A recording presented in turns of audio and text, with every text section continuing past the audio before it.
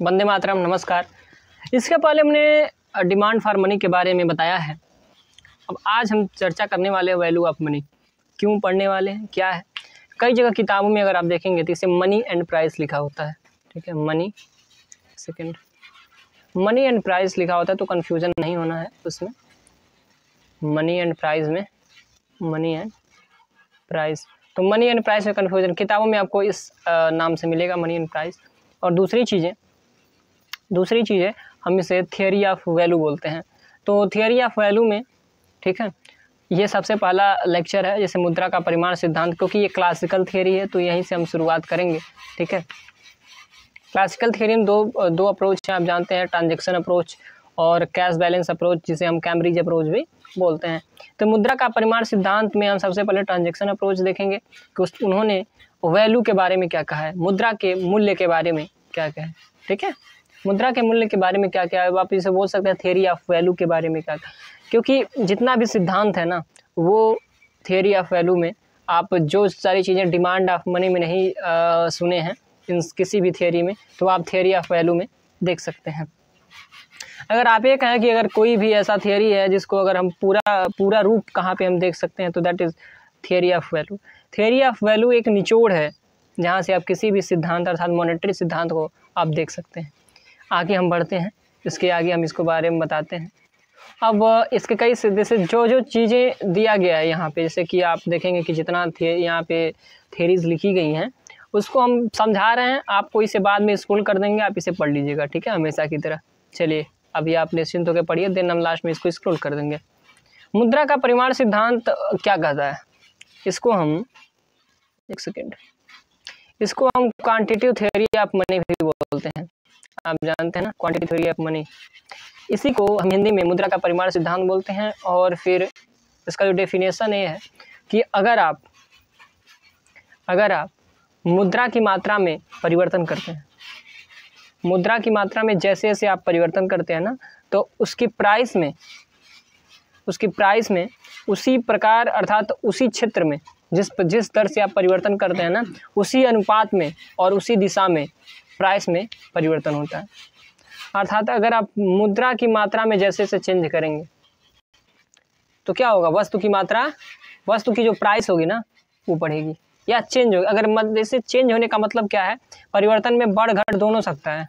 इसीलिए मुद्रा की मात्रा में जिस प्रकार मतलब कि जिस अनुपात में और जिस दर से परिवर्तन होता है उस वस्तु की, ठीक है, उस वस्तु की प्राइस में उसी अनुपात में उसी दिशा में परिवर्तन होता है। समझ में आ रहा है ना, सिंपल है। जैसे कि मुद्रा का परिमाण सिद्धांत सिंपल है, अगर आप इसे हमने बताने की कोशिश की, अगर आप इसे एक लाइन में देखें ना, मुद्रा का परिमाण सिद्धांत क्या है, जैसे हम QTM बोलते हैं, तो इसका एक लाइन में अगर निचोड़ ये है केवल कि अगर मुद्रा की मात्रा में जिस अनुपात में अगर आप परिवर्तन करते हैं कि घटाते हैं या बढ़ाते हैं, उसी अनुपात में प्राइस में परिवर्तन होता है, घटता है या बढ़ता है। बस इतना ही है क्वांटिटेटिव थ्योरी ऑफ मनी। और इसी चीज़ को दो लोग बता रहे हैं। कौन? एक तो फिशर बता रहे हैं जिसे हम ट्रांजैक्शन अप्रोच बोलते हैं, एक तो कैम्ब्रिज अर्थशास्त्री बता रहे हैं, जो चार लोग हैं, मार्शल, पीगू, रॉबर्टसन और केन्स, ये चार बता रहे हैं ना। तो ये पूरा कैम्ब्रिज स्कूल ऑफ थॉट के हैं, तो ये चारों लोग बता रहे हैं, इसे हम कैश बैलेंस थियरी भी बोलते हैं। तो एक है कैम्ब्रिज अप्रोच, ये है कैश बैलेंस अप्रोच, तो दोनों इसी चीज को प्रूफ करते हैं अपने सिद्धांत। ठीक है, इसी चीज को ये दोनों सिद्धांत प्रूफ करते हैं। कौन? फिशर का अप्रोच और कैम्ब्रिज का अप्रोच।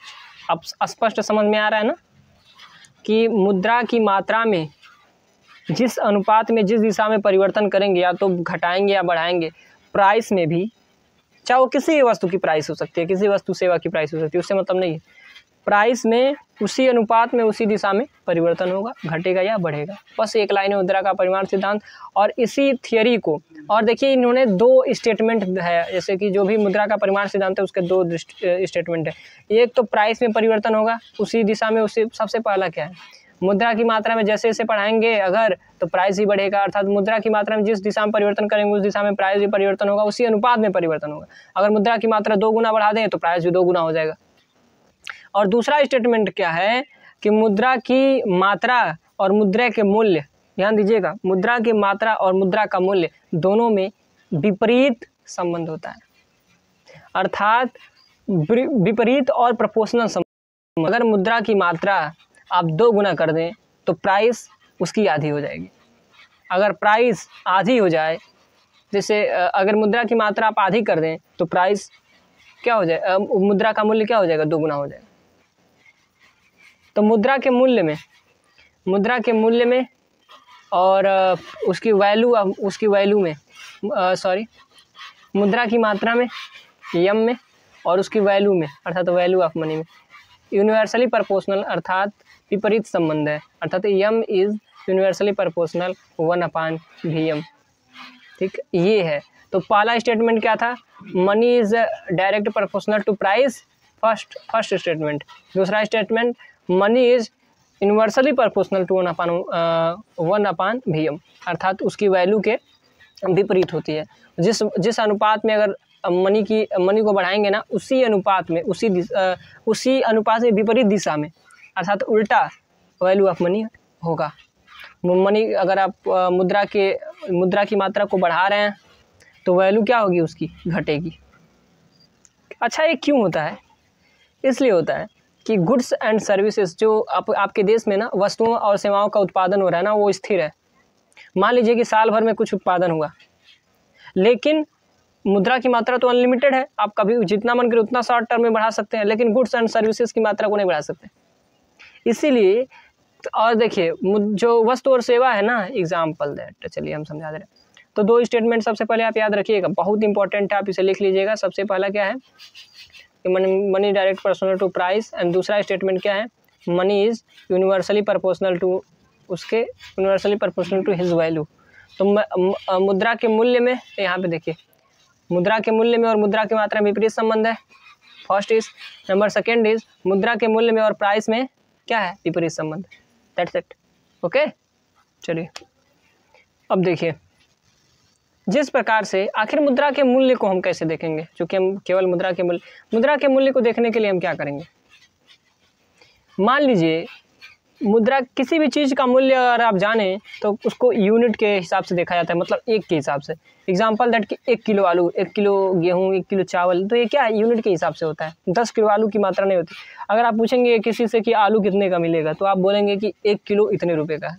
अर्थात 1 किलो आलू के लिए, 1 सेकेंड बता दे रहे हैं, वस्तु को मान लेते एक्स है, तो एक्स के डिमांड के लिए एक्स के एक एक्स के बराबर आपको 16 रुपया देना होगा।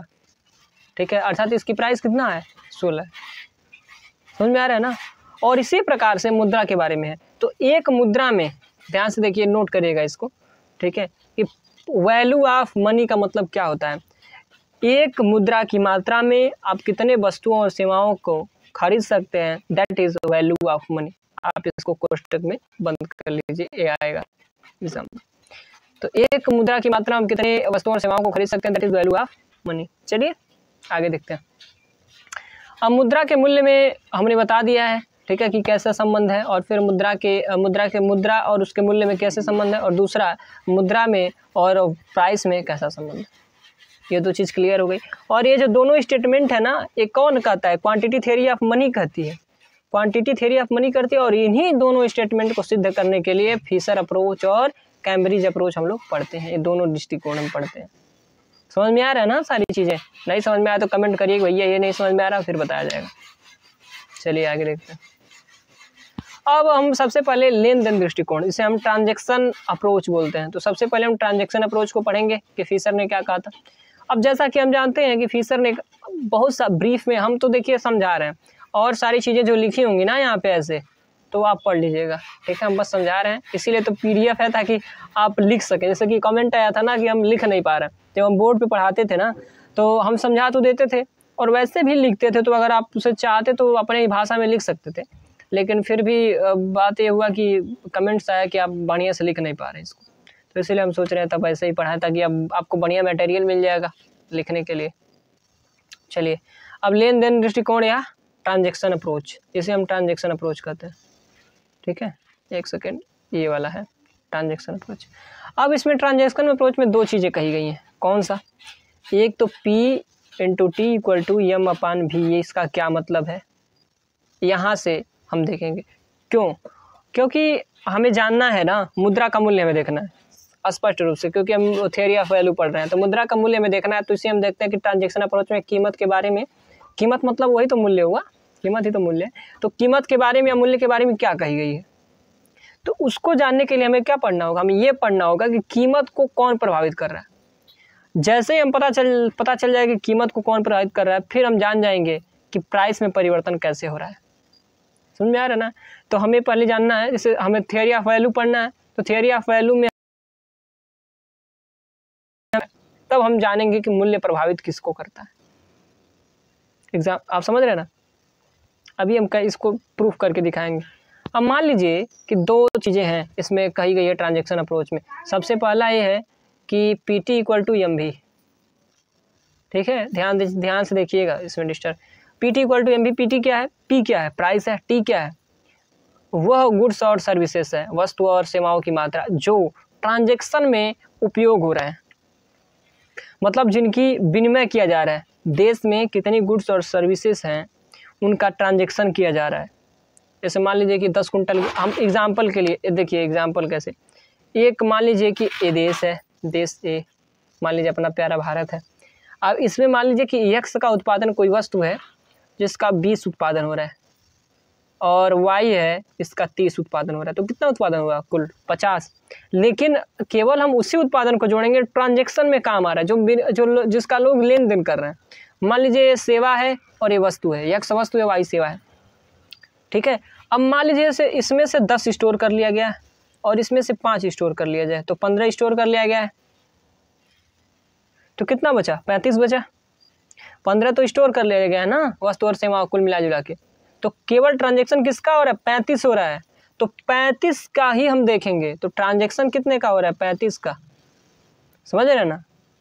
जब केवल तो हम उसी की कीमत हमें जानना है, डिमांड केवल व्यक्ति उसी का करता है जो ट्रांजैक्शन में शामिल है, अर्थात 50 भले बना है लेकिन ट्रांजैक्शन में कितना शामिल है, 35, तो केवल 35 के लिए वो मुद्रा की मांग करेगा। तो जिससे ट्रांजैक्शन क्या है, ये मांग है, जितने विनिमय हो रहा है ना उतने के लिए लोग क्या करते हैं, उसको मुद्रा के रूप में मांगते हैं। जैसे कि गुड्स एंड सर्विसेज, इसे रियल इनकम बोलते हैं ना, रियल इनकम। तो इसको लिए क्या करता है व्यक्ति करता है कि उसी के लिए वो मुद्रा की मांग करता है। और इसके लिए मुद्रा की मांग कैसे करता है, इसकी अगर प्राइस से अगर इसको गुणा करते हैं तो क्या हो जाएगा, मनी डिमांड हो जाएगा। प्राइस से अगर वस्तुओं और सेवाओं की गुणा कर देते हैं तो क्या हो जाता है, वो हो जाता है उसकी मॉनेटरी वैल्यू। और जब मॉनेटरी वैल्यू हो जाए ना, तो अर्थात उतने का वो क्या कर रहा है, मनी डिमांड कर रहा है, दैट इज मनी डिमांड। इसीलिए इसे डिमांड पक्ष कहते हैं, बहुत ही ब्रीफ में समझाया। दूसरा है यम भी। यम भी क्या है, यम क्या है, मुद्रा की मात्रा है। भी क्या है, वेलोसिटी। वेलोसिटी मतलब कि वो कितने जगह पे, भी क्या है, वेलोसिटी। वेलोसिटी क्या बताता है, फ्रीक्वेंसी बताता है कि अगर आपके पास 10 रुपया था तो कितने जगह गया, एक हाथ में गया, 2 हाथ में गया, 10 हाथ में गया, 20 हाथ में गया, पीरियड ऑफ टाइम में। मान लीजिए 1 घंटे की बात है, तो 1 घंटे में वो पैसा कितने दूर में, हम एग्जाम्पल के लिए बोले, मान लीजिए 10 में गया, तो भी की मान कितना हो जाएगा, 10। तो मनी सप्लाई दोनों को मिला के होती है, एक यम और एक भी। मान लीजिए मुद्रा का मान 50 है, 50 रुपया रखा गया, 50 रुपया हमारे पास है। और हम जानते हैं ना कि मुद्रा वेलोसिटी को क्यों लिया गया है सप्लाई में, क्योंकि मनी को जितनी बार रोटेट करते हैं ना, वो क्रेडिट क्रिएशन करता है, क्रेडिट क्रिएट करता है वो, तो इसे ध्यान दीजिएगा। और वही 50 रुपया कई हो जाएगा, क्यों, बहुत ज़्यादा पैसा होगा, क्यों होता है, जितनी बार वो रोटेट करेगा ना, वेलोसिटी उसकी जितनी ज़्यादा होगी, इसका मतलब ज़्यादा कई हाथों में गया है, कई बार रोटेशन हुआ, तो जितनी उसकी मात्रा ज़्यादा होती है वो मुद्रा वैसे उतना बढ़ता है। क्यों बढ़ता है, क्योंकि मल्टीप्लायर इफेक्ट होता है इसमें। तो इसको नोट कर लीजिएगा, किस इफेक्ट के कारण, मल्टीप्लायर इफेक्ट। मान लीजिए 5 हाथों में गया तो ये हो जाएगा 5, तो 50 बचे 250, तो ये 250 हो गया, मनी सप्लाई हो गई। मनी का जो वेलोसिटी जितना ज़्यादा होगा उतना ज़्यादा इसका मान होगा। मनी अगर स्थिर भी रहे, एग्जाम्पल मान लीजिए मनी स्थिर रहे, लेकिन वेलोसिटी अगर बढ़ा देना तो मुद्रा की क्या हो जाएगी, बहुत ज़्यादा, मतलब कि मुद्रा की मात्रा सप्लाई हो जाएगी, क्योंकि वो क्रेडिट क्रिएट करता है। तो क्या हो जाएगा, total P T equal to M V. ये है डिमांड साइड, एम भी ये है डिमांड साइड, और यह है supply side, that is M S और एम डी। ठीक है, समझ रहे हैं ना? चलिए अब हमें क्या निकालना है, प्राइस निकालना है। क्या निकालना है हमें, प्राइस निकालना है। तो इन्होंने क्या किया है ना, जो फिशर हैं वो क्या करते हैं, वो भी को, टी को और इन दोनों को स्थिर मान लेते हैं, कांस्टेंट। इसका मतलब क्या है, भी और टी को कांस्टेंट मानते हैं। इन्हें ये मानना है कि एक निश्चित समय में शॉर्ट रन में आप गुड्स और सर्विसेज की बहुत ज़्यादा मात्रा में क्या कर सकते हैं, बढ़ा नहीं सकते। दूसरी वेलोसिटी को मानते हैं कि आप बहुत ज़्यादा, मतलब कि एक सीमित होता है कि आप केवल एक, मतलब कि जितने टाइम एक शॉर्ट रन में क्या कर सकते हैं, या निश्चित समय में आप वेलोसिटी को ज़्यादा नहीं बढ़ा सकते हैं। इन दोनों को पता है क्या किए हैं, शॉर्ट रन में कांस्टेंट माने, मतलब कि स्थिर माने हैं। तब कि क्या हो जाएगा, that is P is a function of M, अर्थात price is function of M, अर्थात यम को अगर बढ़ाएंगे तो प्राइस क्या होगा, बढ़ेगा। यही तो मुद्रा का परिमाण सिद्धांत बोलता है। वैसे थोड़ी यम इज अ फंक्शन ऑफ आ गया ऐसे। मैंने आपको बताया ना कि यम इज प्रोपोर्शनल अपॉन पी, क्योंकि मुद्रा का परिमाण क्या करता है कि आप मुद्रा की मात्रा को जिस अनुपात में जितनी मात्रा में बढ़ाएंगे उसी अनुपात में प्राइस बढ़ेगा, उसी दिशा में। इसी को प्रूव करने के लिए फिशर आए और इसी को प्रूव करने के लिए कैम्ब्रिज अर्थशास्त्री आए। तो फिशर ने P T equal to M V, तो अभी हमने बताया था वेलोसिटी, उसके अलावा टी के बारे में बताया है, फिर हमने पी के बारे में बताया। देखिए यहाँ पे कहा ये जाता है, क्योंकि आप जानते हैं ना कि संतुलन के लिए अगर आप दोनों पक्षों का होना ज़रूरी है। तो सामान्य संतुलन का नियम है ना, एक सेकेंड, जो सामान्य संतुलन का नियम है वो क्या कहता है कि जितना डिमांड इंपॉर्टेंट है उतना सप्लाई इंपॉर्टेंट है, बोथ आर इक्वली इंपॉर्टेंट। मतलब डिमांड का जितना कंट्रीब्यूशन है then also it is equal to S, अर्थात सप्लाई का भी उतना योगदान है। लेकिन ये केवल सप्लाई पक्ष का ध्यान दे रहा है, डिमांड का नहीं। ऐसा क्यों, चलिए एक सेकेंड, किस प्रकार से है देखिए। इन्होंने कहा है, अर्थात जो फिशर का जो अप्रोच है ना, that is P T equal to M V. तो आप जानते हैं कि that is supply side and that is demand side, ठीक है। तो इन्होंने टी को स्थिर माना है, मतलब कि जो वस्तुओं और सेवाएं हैं, अर्थात वस्तु और सेवा क्या है, ये रियल इनकम है। तो रियल इनकम आप जानते हैं कि शॉर्ट रन में क्या होता है, स्थिर होता है, ओके। क्योंकि जो सप्लाई या प्राइस है यम, सप्लाई या प्राइस क्या है, it is a point of time. Point of time पे कितना सप्लाई है मनी का, वो बताता है। वी क्या है, वेलोसिटी है। वेलोसिटी मतलब क्या होता है, रोटेशन। आप कितना, मतलब कि कितने हाथ, एक पीरियड ऑफ टाइम में कितने हाथों में रोटेशन हुआ, ठीक है, मनी का। तो पीरियड ऑफ टाइम इसको भी स्थिर मानेंगे, क्योंकि पीरियड ऑफ टाइम कब की बात करेंगे, लॉन्ग रन में। तो भी स्थिर है, वाई भी स्थिर है, स्पष्ट है। सॉरी, भी स्थिर है, वाई मतलब टी, जो यहाँ पे टी है ना, पी टी, वो भी स्थिर है। और जब ये दोनों स्थिर है ना, तो केवल बचा क्या है, पी बचा है, और फिर यहाँ पे यम बचा है। तो आप एक चीज़ जानते हैं, एक चीज़, तो डिमांड साइड में क्या बच गया, पी, और सप्लाई साइड में यम, ठीक है। कई बच्चों को कन्फ्यूजन होता है कि सप्लाई साइड की कैसे बात करी, क्यों डिमांड साइड की, कैसे बोल रहे हैं कि डिमांड साइड की नहीं करी। इसलिए नहीं करी कि आप जानते हैं ये है सप्लाई साइड और ये है डिमांड साइड, ठीक है। लेकिन इन्होंने कहा है एक चीज़, केवल दो बचा क्योंकि दोनों कांस्टेंट है। तो इन्होंने कहा जो प्राइस है ना, प्राइस ये डिपेंड करता है मनी के मात्रा पे, अर्थात मुद्रा की मात्रा जितना बढ़ेगा ना उतना प्राइस में चेंजेज होंगे। और इन्होंने कहा कि मतलब मुद्रा की मात्रा जिस अनुपात में बढ़ेगा उसी अनुपात में कीमत में परिवर्तन होगा, उसी दिशा में कीमत में परिवर्तन होगा, और उसी अनुपात में, अर्थात मुद्रा के परिवर्तन के द्वारा, अर्थात ये जो पी है ना वो बेचारा डिपेंडेंट है, निर्भर है किस पे, इस सप्लाई साइड पे। और एक चीज़ और है, जो पी है सबसे इम्पोर्टेंट यहाँ पे है कि जो पी है ना वो मुद्रा के द्वारा, अर्थात यम के द्वारा तो प्रभावित होता है, लेकिन खुद किसी को प्रभावित नहीं करता। मतलब अपने पैरालाइज है, ये अपने किसी को प्रभावित नहीं कर सकता, लेकिन जो यम है ना, यम ये इसको प्रभावित करता है। दैट्स वाई, अर्थात जो डिमांड साइड है ना, इसका मतलब तो कुछ है ही नहीं, यहाँ बचा क्या है, सप्लाई, जो यम को प्रभावित कर, यम है जहाँ पे, तो इसीलिए सप्लाई साइड पे जोड़ दिया, डिमांड पे नहीं। ये इसकी आलोचना हुई, बहुत भयानक, आप समझ लीजिए।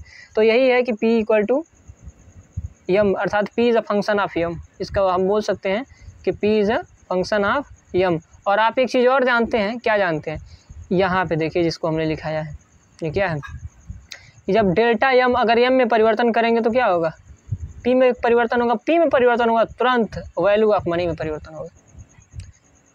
अर्थात अगर इसका मतलब क्या है कि अगर मुद्रा की मात्रा बढ़ेगी मुद्रा की मात्रा अगर बढ़ गई तो प्राइस उसके जैसे मान लीजिए 2 गुना मुद्रा की मात्रा बढ़ी, 2 गुना क्या हो जाएगा प्राइस, और जब 2 गुना प्राइस हो जाएगा ना तो उसका वैल्यू क्या हो जाएगा, आधा हो जाएगा, एकदम नीचे गिर, मतलब आप समझ रहे हैं ना कि दोनों में इनवर्स रिलेशन होता है, पी में और वैल्यू ऑफ एम में, वैल्यू ऑफ एम में क्या होता है, इनवर्स रिलेशन होता है। अभी हम देखिए इसको चित्र के माध्यम से देखेंगे, डोंट वरी।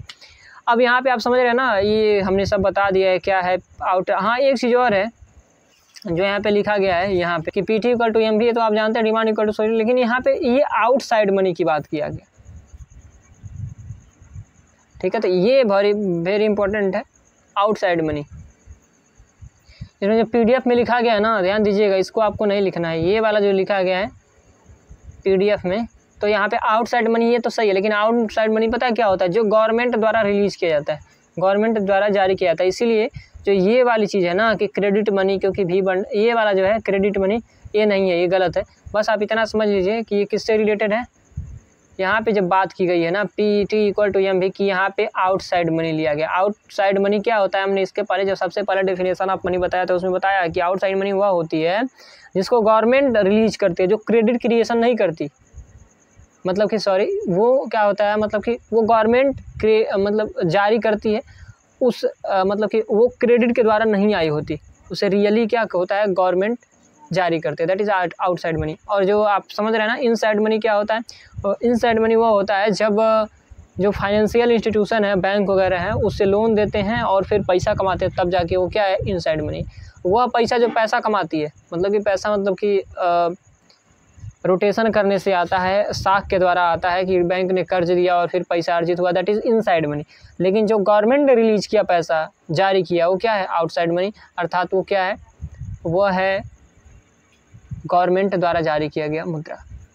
तो इस पे ध्यान दीजिएगा, ठीक है, समझ रहे हैं ना। लेकिन वही मुद्रा, ध्यान दीजिएगा, आप कहेंगे कि भी तो है, आप देखिए यम इक्वल टू भी, तो आप कहेंगे कि यम और भी दोनों है, लेकिन जो यम मुद्रा की मात्रा वो क्या है, गवर्नमेंट द्वारा जारी किया गया। और वेलोसिटी, ये वेलोसिटी कब आ रही है, ये जब मुद्रा जारी हो रहा है ना, तब जाके इसी पैसे को, जो पैसा है उसको गवर्नमेंट, जो बैंकिंग सेक्टर है अर्थात जो बैंक है, वो अपना साख अर्जित कर रहा है, कर्ज दे रहा है, और देन उससे क्या कर रहा है, आय अर्जित कर रहा है, फिर उससे पैसा या क्रेडिट अर्जित कर रहा है। दैट्स वाई जो जारी हो रहा है वो क्या है, वो तो आउटसाइड मनी है, लेकिन बाद में उसको गवर्नमेंट जो बैंकिंग इंस्टीट्यूशन है वो क्या करते हैं, क्रेडिट के रूप में, इनसाइड मनी के रूप में उससे काम लेते हैं।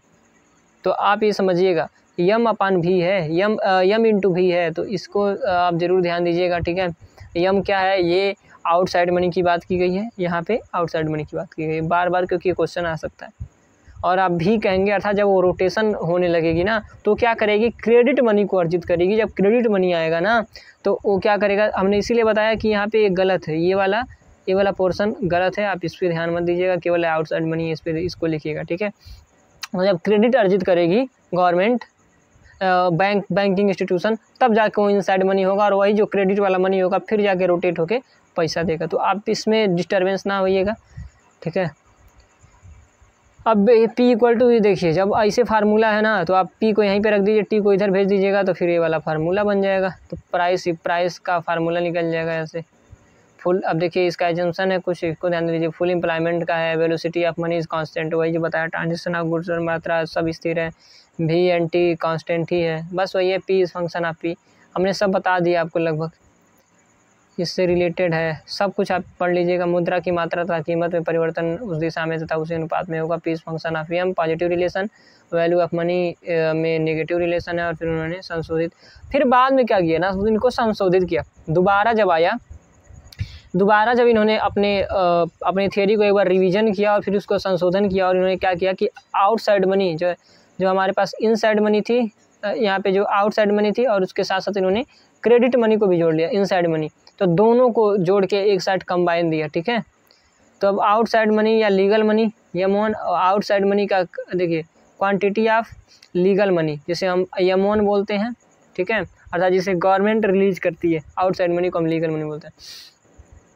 और फिर एक होता है quantity of credit money, credit money कौन होता है, जो क्रेडिट क्रिएशन करता है बैंक। दूसरा है वेलोसिटी ऑफ लीगल मनी, और फिर वेलोसिटी ऑफ क्रेडिट मनी, बाद में हम इसको स्क्रॉल कर देंगे लास्ट में, डोंट वरी, आप अभी पढ़िए। फिर आप इसका स्क्रीनशॉट ले लीजिएगा, ठीक है। आउटसाइड मनी इनसाइड मनी दोबारा इन्होंने संशोधन करके लिखा, लेकिन फार्मूला वही बनेगा, क्योंकि देखिए सब कुछ वही है। क्योंकि जब मान लीजिए ना कि इन्होंने एक चीज़ किया है, पता है क्या, यहाँ पे देखिए भले ही फार्मूला दिया, लेकिन इन्होंने बताया कि पूरा जो मुद्रा है ना, टोटल मुद्रा यम को मुद्रा, लेकिन ये दोनों प्रकार की मुद्रा को 1 + M2, अर्थात यम बराबर क्या हो गया, आउटसाइड मनी और इनसाइड मनी दोनों को इन्होंने ऐड कर लिया। और फिर इन्होंने देखिए, लेकिन बाद में क्या किया है, इन्होंने एजम्पशन लिया है चौथा कि रेशियो ऑफ M1, एजम्पशन देखिए चौथा, रेशियो ऑफ M1 और M2 इज कंस्टेंट, मतलब कि दोनों का रेशियो, मतलब जितना मुद्रा है आउटसाइड और जितना मुद्रा इनसाइड, दोनों की रेशियो जो दोनों के बीच है, रिलेशन और कांस्टेंट, ठीक है। इसका मतलब ये है कि इसमें कोई परिवर्तन नहीं हो रहा पैसे में। तो दैट्स वाई जब पैसे में परिवर्तन नहीं हो रहा है, ऐसे दोनों के रेशियो में परिवर्तन नहीं हो रहा, मतलब कि दोनों एक दूसरे पे प्रभावी नहीं है कुल मिला जुला के। जब तो ऐसा है कि जब दोनों के रेशियो में जब कोई प्रभाव, रेशियो कांस्टेंट है M1 और M2 का, दैट्स वाई आप यहाँ पे क्या लिख सकते हैं कि P = फिर फार्मूला वही बनेगा, फिर फार्मूला कि P is a function of M, और M क्या है, M यहाँ पे ध्यान दीजिएगा M1 + M2 दोनों है, ठीक है। और आप जानते हैं कि वैल्यू ऑफ मनी 1 डिमांड, अर्थात demand of money value of money के इन्वर्स है। अब देखिए इसमें क्या दिक्कत है, अनरियलिस्टिक एजम्पशन। अनरियलिस्टिक एजम्पशन का मतलब क्या है, अनरियलिस्टिक एजम्पशन का मतलब ये है कि भैया इन्होंने रेशियो ऑफ M1 और M2 कांस्टेंट माना, जो हो ही नहीं सकता, दोनों के रेशियो में चेंज होता रहता है ना, समझ रहे हैं आप, दोनों का रेशियो क्या हो रहा है, चेंज होता जा रहा है। तो आप इसे देखिएगा, क्योंकि अब उसके बाद देखिए बस और कुछ नहीं है, कुछ एजम्पशन आप फुल एम्प्लॉयमेंट का एजम्पशन है भी अनरियलिस्टिक है, वेलोसिटी ऑफ मनी है भी अनरियलिस्टिक है, ये सब अनरियलिस्टिक है एक तरह से बोले तो। अब फिगर बनाया, इसको आप देख लीजिए एक बार। उन्होंने बताया ना कि इसे मान लीजिए कि यम मुद्रा की मात्रा और कीमत में ऐसा संबंध, जैसे कि जिस अनुपात में मान लीजिए मुद्रा बढ़ेगी उसी अनुपात में कीमत बढ़ेगा। अगर मुद्रा M1 से M2 हो गई तो कीमत P1 से P2 हो गया, बस वही है। और वैल्यू ऑफ मनी उल्टा इसीलिए रहे, जो वैल्यू ऑफ मनी का जो यहाँ पे चित्र बनेगा वो रेक्टेंगुलर हाइपरबोला होगा, ठीक है। आप इसे यहाँ पे इसके प्रत्येक बिंदु पर इलास्टिसिटी ऑफ डिमांड कितना होता है, 1 होता है, तो यहाँ पे देख लीजिएगा। अब चलिए इस फिगर से हम आपको समझा दे रहे हैं बढ़िया से। यहाँ पे दोनों चीज़, ये है मुद्रा का मूल्य, ये है प्राइस, और ये है, और क्या है ये, यहाँ पर यम है मुद्रा की मात्रा, और यहाँ पे क्या है, वैल्यू ऑफ मनी अर्थात VM, ठीक है। यहाँ पे VM है, यहाँ पे प्राइस है, यहाँ मुद्रा की मात्रा है, और फिर यहाँ पे भी आप मुद्रा की मात्रा ही लिख सकते हैं, ठीक है। चलिए अब हम आपको समझाते हैं। यहाँ पे प्राइस के बारे में तो हमने बताया कि एक सीधी रेखा होगी, P फंक्शन ऑफ M होगा, और जिस अनुपात में मुद्रा की मात्रा बढ़ेगी उसी अनुपात में कीमत बढ़ेगा। तो आप ऐसे यहाँ पे लगा सकते हैं, वैसे यहाँ पे ऐसे लगा लीजिए, हमको समझ में आ गया था इसीलिए नहीं लिखा है। तो मुद्रा, अगर मान ली मुद्रा की मात्रा यहाँ से यहाँ चल गई, 2 गुना हो गई, तो प्राइस भी 2 गुना हो गया। लेकिन आप देखिए मुद्रा की मात्रा ना, मुद्रा की मात्रा ध्यान से देखिएगा, यहाँ पे मुद्रा की मात्रा जब 2 गुना होती है ना, तो कीमत कैसे है, प्राइस मान लीजिए कि यहाँ पे वैल्यू ऑफ मनी, जब मुद्रा की मात्रा 2 गुना हो रही है तो वैल्यू ऑफ मनी मान लीजिए यहाँ पे, लेकिन मुद्रा की मात्रा अगर और बढ़ी 4 गुना ना, 4 गुना, तो क्या हो गया, तो वैल्यू ऑफ मनी और 2 गुना और कम हो गया। जैसे मान लीजिए कि जब मुद्रा की मात्रा 2 गुनी थी, मुद्रा की सप्लाई, तो वैल्यू ऑफ मनी कितना था, 1/2 था, आधा था, 2 गुना था, तो क्योंकि वो सीधे आधा, जैसे कि मान लीजिए अगर प्राइस में आप, अगर मान लीजिए कि जो मुद्रा की मात्रा ये प्राइस में, या बोले कि सप्लाई ऑफ मनी में, सप्लाई ऑफ मनी अगर 2 गुना होगा, कितना समझ लीजिए, सप्लाई ऑफ मनी अगर 2 गुना हो तो मुद्रा की, जो मुद्रा का मूल्य वो सीधे आधा हो जाएगा, ठीक है, समझ रहे हैं ना, सीधे आधा हो जाएगा, क्योंकि उल्टा काम कर रहा है। अगर कोई 4 गुना हो जाए, अगर मुद्रा की मूल्य क्या हो जाएगा, 4 गुना हो जाए। चलिए यहाँ पे अगर मुद्रा की मात्रा 4 गुना हो जाए तो प्राइस कितना हो जाएगा, 1/4 हो जाएगा, 1/2 पहले से ही है, अब 1/2 का आधा कितना हो जाएगा, 1/4 हो जाएगा। तो ये सारी चीज़ें समझना होगा आपको, ठीक है। सीधे उल्टा रिलेशन है, अगर इसे मान प्राइस में और मुद्रा की सप्लाई में, या मुद्रा या यम में, देखिए यहाँ पे प्राइस में और मुद्रा में क्या है, सीधे रिलेशन है कि प्राइस जितना बढ़ेगा उतना ही मुद्रा बढ़ेगा। लेकिन वैल्यू ऑफ मनी में देखिए, लेकिन एक सेकेंड, लेकिन यम में और वैल्यू ऑफ मनी कैसा रिलेशन है, सीधे इन्वर्स, कि अगर ये 2 गुना हो जा रहा है तो ये आधा हो जा रहा है, सीधे उल्टा एकदम उसी अनुपात में आधा हो जाएगा। बस एजम्पशन सब देख ही रहे हैं ना। स्टैटिक दृष्टिकोण देखिए, इन्होंने बोला है कि पूर्ण employment, P is passive follower, फिर सब अभी लास्ट में स्क्रॉल कर देंगे, जितना आप समझाया बस वही है। और फिर स्टैटिक स्थितिक दृष्टिकोण है, पर वास्तव में इकोनॉमी डायनामिक है। ठीक है, यह दीर्घकालीन अवधारणा है। ऐसे कि स्थैतिक दृष्टिकोण, जो भी दृष्टिकोण बचा रहा है ना, मतलब समीक्षा करने की जो दृष्टि है वो स्थैतिक है, मतलब कि एक पॉइंट ऑफ टाइम के हिसाब से इसको एनालाइज किया गया है। लेकिन वास्तव में एक ऐसा है इकोनॉमी है, मतलब कि ये इकोनॉमी वास्तव में डायनामिक होती है, मतलब चलती रुकी नहीं होती है, चलती हुई होती है। और दूसरा ये दीर्घकालीन अवधारणा है, मतलब कि जो मुद्रा की ये सब मनी मार्केट वो कैसा अवधारणा है, दीर्घकालीन अवधारणा है। तो ये भी देखना है। यहाँ पे क्या है, velocity of money is constant है, लेकिन वास्तव में होता नहीं है। यह मोन तथा यमो की बस वही तो जितना हम बताए थे वही है। अब हमें उम्मीद है कि आप लोगों को सारा समझ में आया है ये ट्रांजैक्शन ऑफ मनी। ठीक है, तो अभी आप इसके बाद आपको हैंड रिटेन नोट्स ही मिलेगा, क्योंकि उसके पहले जो बना हुआ था तो ठीक था, लेकिन अब टाइम नहीं मिल रहा है। हम हैंड रिटेन नोट्स ही आपको लेना होगा। इसी को आप क्लिक करिए। ठीक है, इसके पहले वाला जो हमने वीडियो बनाया है अभी इसी के साथ जो मर्ज है, इसके पहले वाला जो आपने PDF देखा है उसका आप क्या करेगा ना, स्क्रीनशॉट ले लीजिएगा सबका। ठीक है, जैसे जहाँ पे आपको सुविधा लगे, और फिर इसका हम स्क्रॉल कर देना, आप ले लीजिए। ठीक है, स्क्रीनशॉट। चलिए, हमें उम्मीद है कि सारी चीज़ें आपको समझ में आ रही होंगी। बहुत डिटेल में हम नहीं बता रहे, क्योंकि इसके पहले भी हमने सब बताया है थोड़ा सा पहले। तो आप इसको आप फिर देखिए, आप यहाँ तक ले लीजिए। ठीक है, और फिर हम नेक्स्ट देखेंगे कैश बैलेंस अप्रोच। ठीक है, जिसे कैम्ब्रिज अप्रोच भी बोलते हैं, वैल्यू ऑफ मनी के संदर्भ में। देन हम लोग जैसे ही वैल्यू ऑफ मनी खत्म होता है, देन हम लोग इन्फ्लेशन पे जाएंगे। ठीक है, आज के लिए बस इतना ही। वंदे मातरम। आप इसको लाइक शेयर चैनल को सब्सक्राइब जरूर कीजिए। धन्यवाद।